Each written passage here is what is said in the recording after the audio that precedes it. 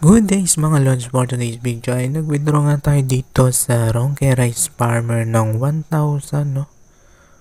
Ay makikita nyo yung balance natin dito is 1,100 plus. So ayan, nag-withdraw tayo dito.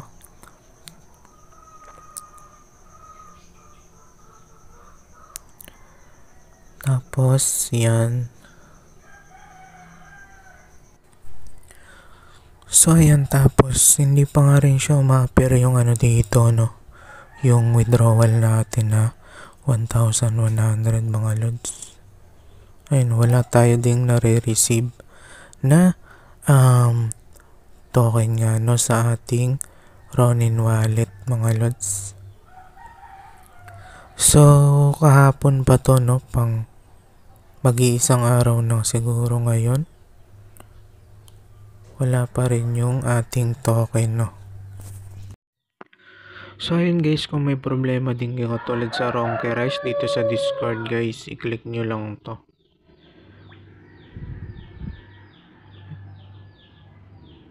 Tapos i-click nyo to ditong create ticket, no. Kung hindi nyo makita nakaganyan yan, scroll up nyo lang, no.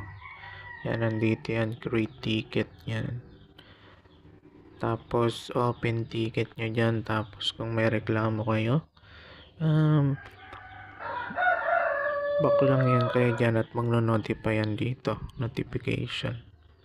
So ito nga pala yung kahapon, no.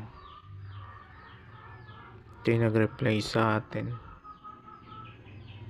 Yan, so nag-send din tayo dito ng video, pero hanggang ngayon wala pa rin, no.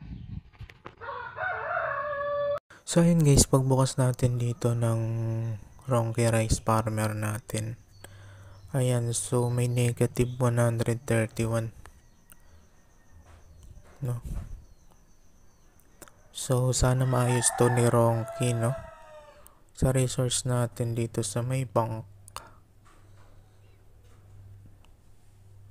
So withdraw, ayun guys, so wala yung 1,000. Yung 24 lang kagabi na withdraw natin yung nakikita dito, no. Sana ma-fix to ni Ronke Rice Farmer, no. So 55k nga pala yung pinuhunan natin ngayon. Hanggang ngayon wala pang balik sa atin, no. At sana talaga maayos to, at i-update ko kayo sa susunod na video kung maayos ba talaga to, no. So please like, subscribe, and hit the notification bell para update kayo sa mga video pa natin lalabas tungkol dito sa mga tutorial. Yun lang po, and God bless.